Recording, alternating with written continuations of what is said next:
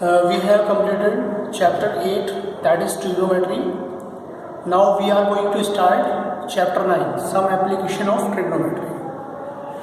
ये चैप्टर 9 जो है ट्रिग्नोमेट्री से कुछ कनेक्टेड चैप्टर है, क्योंकि आप यहाँ पर ट्रिग्नोमेट्री के रेशियोज यूज़ करेंगे. ठीक है, तो इसके बारे में डिस्कस करना है. इस चैप्टर का नेम है सम एप्लीकेशन ऑफ ट्रिग्नोमेट्री. इसी चैप्टर को ही हम हाइट एंड डिस्टेंस भी बोलते हैं, हाइट एंड डिस्टेंस. तो एनसीईआरटी में तो इसका नाम सम एप्लीकेशन ऑफ ट्रिग्नोमेट्री है. अगर आप आर एस अग्रवाल में इसका नाम देखें तो वहाँ पर हाइट एंड डिस्टेंस के नाम से इसे कॉल किया गया है. ओके, तो एक छोटा सा कॉन्सेप्ट है यहाँ पर, उसे ध्यान से देखना है. उसके बाद सारे क्वेश्चन इजीली हो जाते हैं यहाँ पर. क्लियर? कॉन्सेप्ट क्या है? If A B is the tower, A B कोई टावर है और ग्राउंड पर, ये जो ग्राउंड सरफेस है इस पर कोई पॉइंट सी है. When we see the top of the tower, when we see the top of the tower from the point of the ground, from the point on the ground, यानी C point से जब भी हम इसके top को देखेंगे तो ये जो लाइन है, यानी ये लाइन ऑफ साइट, जिस लाइन पर आप देख रहे हैं, हालांकि लाइन नहीं बनी होगी वहाँ पर, लेकिन आप किसी ना किसी लाइन से तो देख रहे होंगे ना, किसी एंगल से. तो ये लाइन ऑफ साइट होती है. लाइन ऑफ साइट और हॉरिजॉन्टल लाइन के बीच में जो एंगल बनता है उसी ही एंगल को हम एंगल ऑफ एलिवेशन बोलते हैं. Angle of elevation.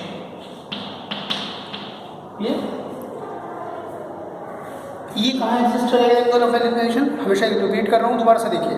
ग्राउंड पर कोई पॉइंट है सी, वहाँ से आप बिल्डिंग या टावर के टॉप को ऑब्जर्व कर रहे हैं. यहाँ पर कोई एक ऑब्जेक्ट है, यहाँ पर अनदर ऑब्जेक्ट है. ऑब्जेक्ट कुछ भी हो सकता है, पर्सन हो सकते हैं.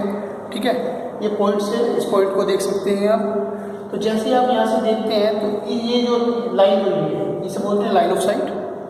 ये जो एंगल ऑफ एलिवेशन होगा ये line of site and horizontal surface यानी अर्थ, इनके बीच में बनेगा. इसे बोलते हैं angle of elevation. Angle of elevation का मतलब जब नीचे से ऊपर की ओर देखते हैं तो लाइन ऑफ साइट और हॉरिजॉन्टल के बीच में एक एंगल बनता है, उसे line of angle of elevation बोलते हैं. सिमिलरली थोड़ा सा यहाँ पर देखिए, अब की बार क्या, फिर से यही टावर लेते हैं. इस टावर से अब की बार इस पॉइंट को ऑब्जर्व कर रहे हैं. एरो देख लीजिए, अब की बार ऊपर से नीचे देख रहे हैं, A B and C. Clear? तो अब की बार एंगल कहाँ बनेगा? यहाँ जी नहीं, यहाँ नहीं बनेगा. तो कहाँ बनेगा? मैंने पहले बोला था एंगल और हमेशा बनेगा लाइन ऑफ साइट और हॉरिजॉन्टल के बीच में. तो लाइन ऑफ साइट तो ये है, हॉरिजॉन्टल लाइन वो ये है. तो इसके जैसी यानी इसके पैरेलल एक हॉरिजॉन्टल लाइन यहाँ पर आप ड्रॉ करें. एक हॉरिजॉन्टल लाइन यहाँ ड्रॉ कर दें और इनके बीच में बन जाता है थीटा. इसी को बोलते हैं angle of depression. Angle of depression. Always keep in your mind, angle will be between line of site and horizontal line. Clear? Line of site horizontal के बीच में है, line of site and horizontal के बीच में. अगर आप यहाँ पर बनाते हैं तो ये line of site and vertical line के बीच में बन जाता है. तो आपको डिप्रेशन हमेशा ऐसी एक लाइन पैरेलल ड्रॉ करनी है. ये एंगल ऑफ डिप्रेशन आप वहाँ शो करेंगे. क्लियर? यहाँ पर 2 केसेस हैं. एक बार तो एंगल ऑफ एलिवेशन के क्वेश्चन हैं और फिर एंगल ऑफ डिप्रेशन के क्वेश्चन हैं. ये कंडीशंस हमें क्लियर होनी चाहिए, उसके बाद कोई प्रॉब्लम क्वेश्चन में नहीं आने वाली. आप इसे नोट कर लीजिए. नाउ क्वेश्चन स्टार्ट करते हैं. In exercise 9.1 question number 1. A circus artist is climbing a 20 metre long rope. Question को बहुत ध्यान से तसल्ली के साथ पढ़ना है, तेजी से नहीं जाना है. क्लियर? अगर क्वेश्चन तो रीड क्वेश्चन केयरफुली, बहुत आराम से क्वेश्चन पढ़ना है. पूरा क्वेश्चन एक साथ ना पढ़कर उसे स्प्लिट करके पढ़ेगा. जितना पढ़ें उतनी ही फिगर ड्रॉ करना है. स्केल से आपको फिगर ड्रॉ करनी है, इस बात को ध्यान रखना है. स्केल एंड पेंसिल से. A circus artist is climbing a 20 metre long rock. एक सर्कस आर्टिस्ट है जो 20 मीटर लॉन्ग रॉप पर चढ़ना शुरू करता है.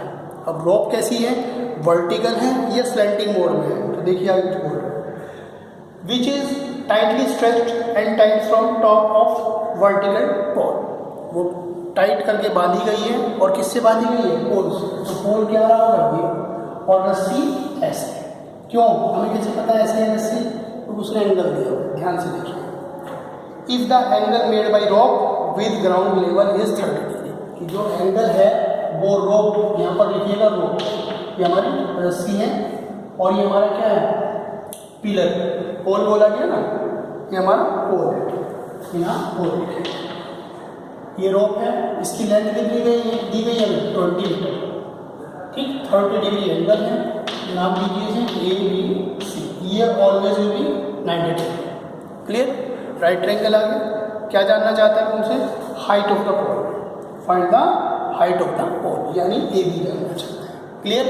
अब देखिए, मैंने पहले यहाँ पर रोप और पोल लिख दिया है, तो मुझे लिखने की जरूरत नहीं है कि let AB is the pole and AC is the height. If you want then you can write, okay, clear?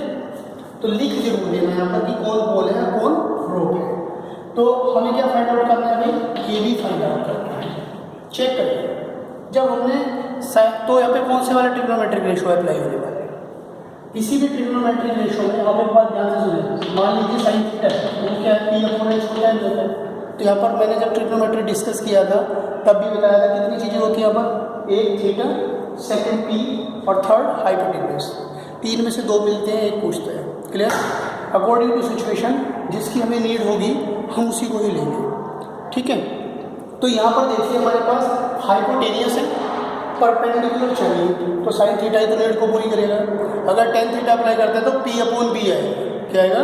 Ten theta equals to P/B। तो बेस चाहिए क्या? नहीं। हाँ, हालांकि उसकी हेल्प से हम निकाल सकते हैं, लेकिन एक स्टेप एक्स्ट्रा लगेगा।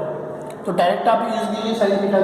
तो sine theta equals to P/B। Theta कितना आ गया? 30 डिग्री। साइन 30 डिग्री, साइन 30 कितना होता है? 1/2। और परपेंडिकुलर कितना है हमारा? AB/हाइपोटेन्यूज AC। 1/2 इक्वल्स टू AB कितना है भाई? ये पता नहीं है। AC कितना है? 20। क्रॉस मल्टीप्लाई कीजिए, AB इक्वल्स टू 20/2। कैंसिल हो जाएंगे, 10 आएगा। AB equals to 10 metre. Hence क्या लिखेंगे? Hence height of the tower. Hence height of tower कितनी हो जाएगी? टावर, सॉरी पोल बोल रहे हैं यहाँ पर, टावर पोल हो सकता है, कोई जरूरत नहीं है। तो जो उसने लिखा है बस आप वही लिखें। पोल इज 10 मीटर और ये आपका आंसर।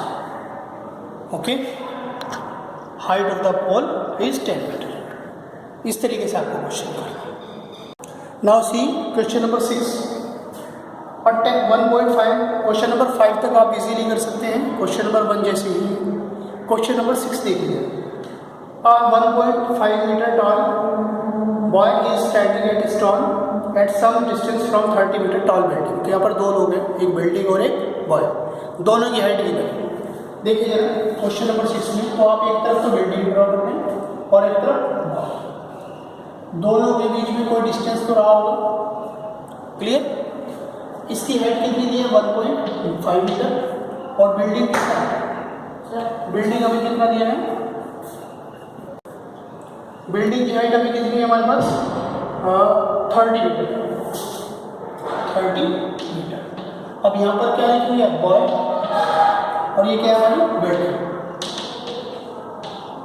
क्लियर?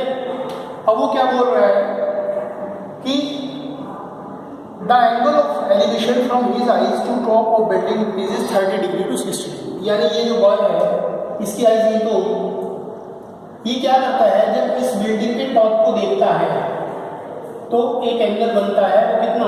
30 डिग्री होता है। क्लियर? तो 30 डिग्री आप यहाँ नहीं बनाएंगे, क्योंकि लाइन हमेशा एलिवेशन या डिप्रेशन कहाँ बनेगा? Between line of site and horizontal. तो हॉरिजॉन्टल कहेंगे हम, तो ऐसी हॉरिजॉन्टल ड्रॉ करते हैं। जैसे हम इसे ड्रॉ करते हैं तो यहाँ पर 30 डिग्री बन जाता है। तो क्या increase, angle increases 30 to 60 degree. 60 degree का भाई जब जैसे ही डेस्टिनेशन के पास जाएगा तो एंगल बढ़ेगा, जैसे ही हम डेस्टिनेशन के पास जाते हैं तो एंगल इंक्रीज होता है, और डेस्टिनेशन से दूर जाते हैं तो एंगल डिक्रीज होता है। आप खुद देख लीजिए, किसी पॉइंट को देखते हुए उसकी तरफ चलिए, आपका सिर ऊपर उठता रहेगा, यानी एंगल आपका अर्थ के साथ इंक्रीज होता रहेगा। तो जैसे ये लड़का कुछ डिस्टेंस कवर की इसने किधर की तरफ, बिल्डिंग की तरफ, तो ये उसी टॉप को ही देख रहा है। तो अब इसका एंगल कितने डिग्री है, 60 डिग्री। अब नेम देना शुरू करिए, A B C D E और ये एफ। क्लियर? इसे जी कहते हैं। अब बात आती है कि 1.5 है तो ये कितना होगा, ये भी तो 1.5 ही होगा और ये 1.5 होगा एफ बी। तो ए एफ कितना होगा, पूरा 30 था एंगल। तो A F equals to A B में से माइनस कर दीजिए एफ बी। ए बी कितना है 30 और ये कितना है 1.5, तो कितना बचेगा 28.5 मीटर। ये हमारा हो गया 28.5 मीटर ए एफ। क्लियर? यहाँ पर आप लिख सकते हैं 28.5 इतना सिर्फ इसका यूज़ करेंगे, इसलिए मैंने फिगर में ही नोट कर दिया है। अब हमारे पास फिगर बन के रेडी हो चुकी है। उसके बाद वो क्या पूछना चाहता है, वो जानना चाहता है find the distance towards the building. जब वो बिल्डिंग की तरफ चलना शुरू करता है लड़का यहाँ से यहाँ तक, तो इतनी डिस्टेंस जानना चाहता है, यानी सीढ़ी जानना चाहता है। क्लियर? अब आपको इस फिगर में चेक करना है कि आपके एलिवेशन कहाँ है, एंगल ऑफ एलिवेशन कहाँ पर, एक तो 30 डिग्री है और एक 60 डिग्री। तो सेलेक्ट करिए अपने वाले ट्रायंगल। ट्रायंगल वो होने चाहिए जिसके अंदर 90 डिग्री आता हो। फर्स्ट ट्रायंगल का हमारा A F G, second triangle है ए एफ ई। कुछ बच्चे ए जी ई ट्रायंगल पर जाएंगे, ये नहीं चाहिए, तो इसमें 90 डिग्री है ही नहीं। क्लियर? तो एक तो एफ जी हो गया और एक ए जी सॉरी ए एफ जी और ए एफ ई होगा। तो आपको दोनों ही ट्रायंगल्स में जाना है। ठीक?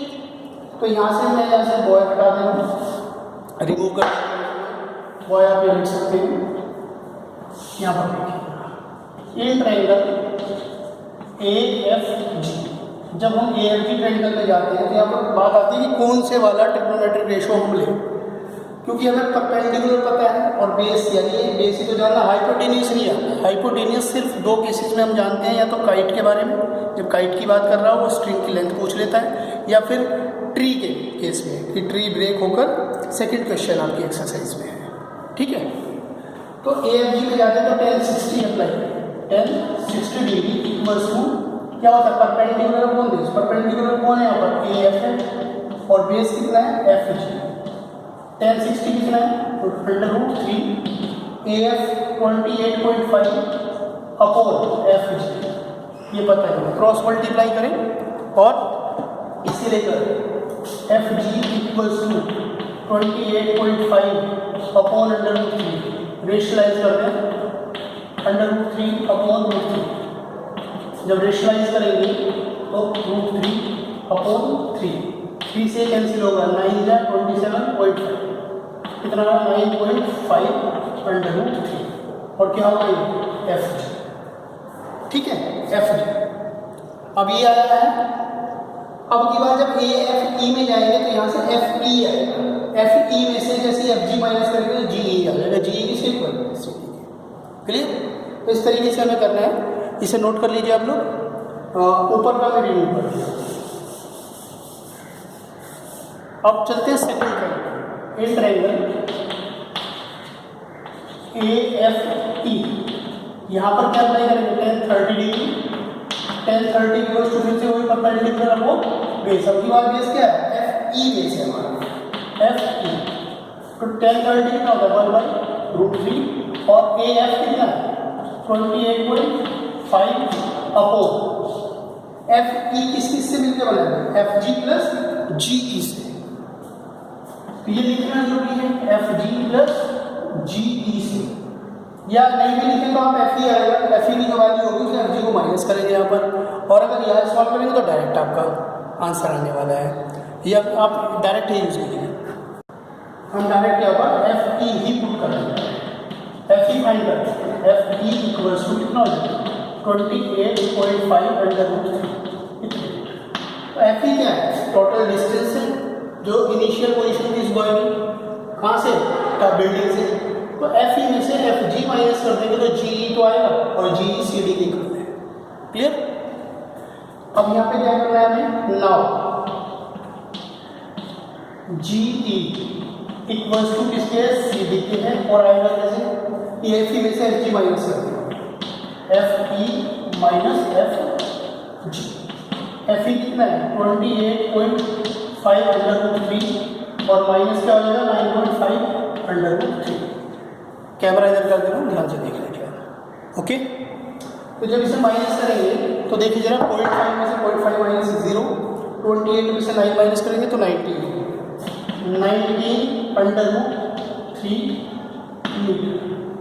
अगर आपको √3 की वैल्यू गिवन है तो वैल्यू पुट करिएगा और तब सॉल्व कीजिएगा, और वैल्यू नहीं गिवन है तो आपका आंसर यही होगा। यही वो डिस्टेंस है जितना उस बॉय ने यहाँ से यहाँ तक कवर किया है। Okay, thank you so much.